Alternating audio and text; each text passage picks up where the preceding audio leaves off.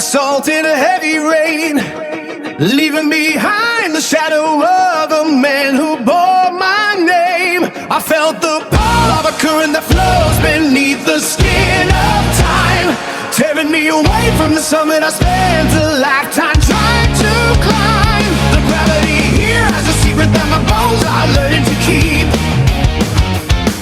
I woke where the flowers possess the clarity of fractured glass, watching the ghosts of my old failures quietly start to pass. There is no clockwork ticking to dictate the pace of the day.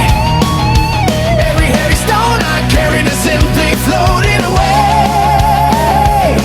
The air tastes of metals that haven't been discovered or named. This is the second ignition of a flame that refused to die under a violet canopy that replaced my familiar sky.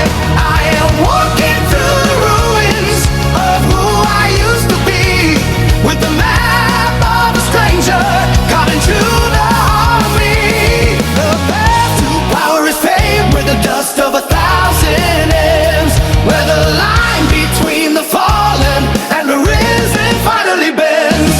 Hey!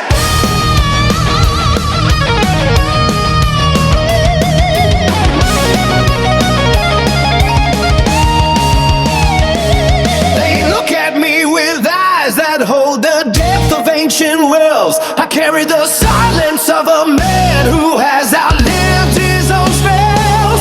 The language here is written in the movement of the trees, granting a sense of liberation that puts my spirit at ease. I am carving a kingdom out of the void that waited in my wake. The muscle grows stronger when the memory of the struggle fades. I am the blade that was tempered in the dark of different shades, no longer bound by the limits of a world that grew too small. I found the strength of a mountain within the center of the fall.